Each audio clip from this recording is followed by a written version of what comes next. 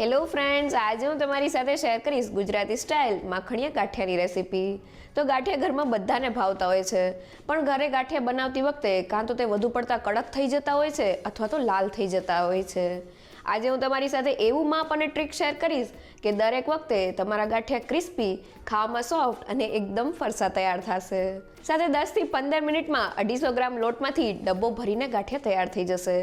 તો ગાંઠિયા બનાવવાની એકવાર જો તમે આ ટ્રીક જાણી લેશો તો બજાર કરતાં ખૂબ જ ઓછા ખર્ચામાં અને ઓછી મહેનતમાં ઘરે ગાંઠિયા બનાવી શકશો. તો ચાલો રેસીપી શરૂ કરીએ. ઘરે બજાર જેવા ગાંઠિયા બનાવવા માટે મેં અહીંયા ચણાનો લોટ લીધેલો છે. તો ઘરમાં રહેલી વાટકીના માપથી 2 વાટકી અને તેની ઉપર અડધી વાટકી અને વજનમાં 250 ગ્રામ જેટલો ચણાનો લોટ લીધેલો છે. તો હવે તેને ચાયણાની મદદથી સારી રીતે ચાળી લઈએ. તો લોટને ચાળવાથી તેમાં હવાના કણ ભરાય છે અને તે એકદમ ફ્લફી તૈયાર થઈ જાય છે. સાથે આપણે જ્યારે લોટ બાંધીએ છીએ ત્યારે લોટમાં જરા પણ ગાંઠા નથી પડતા.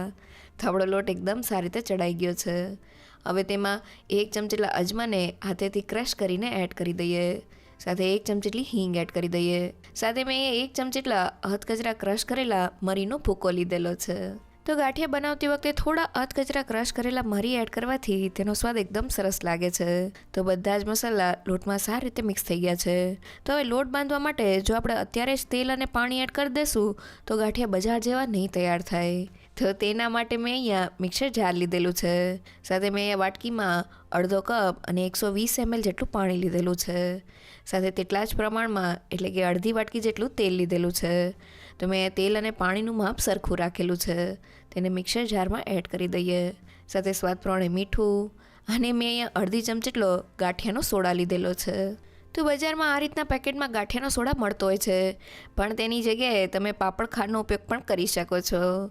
અને હવે બધી જ વસ્તુને ગ્રાઇન્ડ કરી લઈએ. તો બધી વસ્તુ ગ્રાઇન્ડ થઈને આપણું આ રીતનું વ્હાઇટ મિક્સર તૈયાર થઈ ગયું છે. આ મિક્સર સાથે ગાંઠિયા 100% બજાર જેવા તૈયાર થશે. તો ગાંઠિયા માટેનું આપણું વ્હાઇટ મિક્સર તૈયાર થઈ ગયું છે. આ મિક્સરમાં મેં અડધો કપ પાણી અને અડધો કપ તેલ એમ બંને સરખા પ્રમાણમાં લીધેલા છે. સાથે મેં તેમાં અડધી ચમચી જેટલો ગાંઠિયાનો સોડા એડ કરેલો છે. આ રીતનો સોડા તમને કરિયાણાવાળાની દુકાને ખૂબ જ સહેલાઈથી મળી જશે. પણ જો તે ઘરમાં ના હોય તો તમે અડધી ચમચી જેટલો પાપડ ખાર પણ લઈ શકો છો. પાપડ ખારથી પણ ગાંઠિયા એકદમ પરફેક્ટ તૈયાર થાય છે. સાથે તેલ અને પાણીના મિક્સરને આપણે મિક્સર જારમાં થોડી વાર માટે ફેટી લેવાનું છે, જેનાથી તે એકદમ સારી રીતે એક્ટિવેટ થઈ જશે અને ગાંઠિયા પરફેક્ટ તૈયાર થશે. તો હવે તૈયાર થયેલા મિક્સરને લોટમાં એડ કરતા જઈને લોટને બાંધી લઈએ. તો તમે જોઈ શકો છો કે મેં ગાંઠિયા માટેનો લોટ બાંધી લીધેલો છે અને તે આ રીતનો સોફ્ટ તૈયાર થયો છે. પણ આ રીતના લોટમાંથી આપણે ગાંઠિયા બરાબર નહીં બનાવી શકીએ, એટલે લોટના 2 ભાગ કરી લઈએ અને હવે એક ભાગને આપણે મસળવાનો છે. તો તેની ઉપર ફક્ત 1 થી 2 ટીપા જેટલું પાણી એડ કરી દઈએ અને હવે હાથની આંગળીઓની મદદથી લોટને આ રીતના ઘસતા જઈએ. તો ગાંઠિયા બનાવતી વખતે આ સ્ટેપ સૌથી ઇમ્પોર્ટન્ટ છે. લોટને ઘસવાથી તેનો કલર બદલાઈ જાય છે, જેનાથી ગાંઠિયા સફેદ તૈયાર થાય છે. સાથે લોટમાં એક સ્ટ્રેચીનેસ પણ આવી જાય છે. તો લગભગ 3 થી 4 મિનિટ જેવું થઈ ગયું છે અને લોટ એકદમ સારી રીતે મસળાઈ ગયો છે. તો હવે ચમચીની મદદથી તેને હાથમાં ભેગો કરી લઈએ અને હવે તૈયાર થયેલા લોટને બાજુના લોટ સાથે કમ્પેર કરીએ તો તમે જોઈ શકો છો કે લોટનો કલર બદલાઈ ગયો છે અને તે હાથેથી આ રીતનો સ્ટ્રેચ થાય છે, જે ગાંઠિયા બનાવવા માટે એકદમ પરફેક્ટ છે. તો વ્હાઇટ મિક્સર સાથે આપણો ગાંઠિયાનો લોટ બંધાઈ ગયો છે. અહીંયા આપણે ગાંઠિયાના લોટને સોફ્ટ જ બાંધવાનો છે અને એકવાર લોટ બંધાઈ જાય પછી તેમાં 1 થી 2 ટીપા જેટલું પાણી એડ કરીને લોટને એકદમ સારી રીતે ઘસી લેવાનો છે.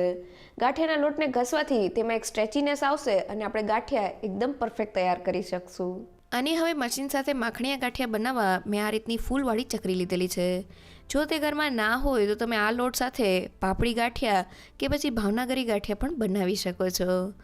અને આ રીતની ચકરી સિવાય તમે આ રીતની સ્ટાર શેપની ચકરીથી પણ ગાંઠિયા બનાવી શકો છો.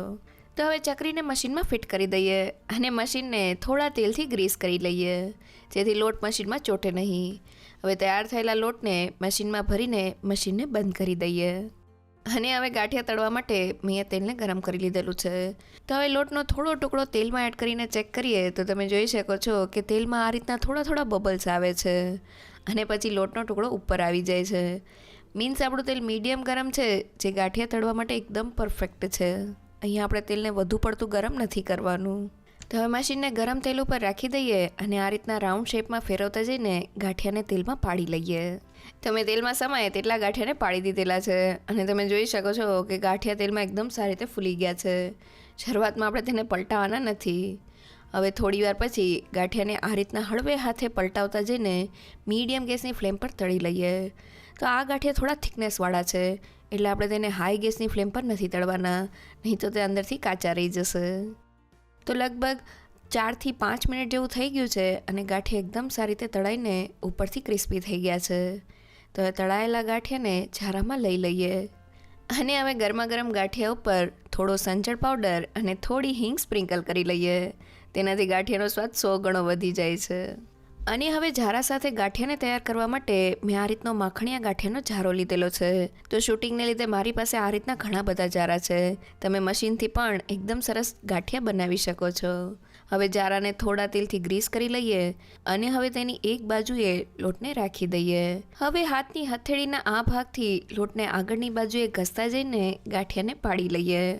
તો આપણે લોટને એક જ તરફ ઘસતો જવાનો છે, જેથી આપણા ગાંઠિયા લાંબા તૈયાર થાય.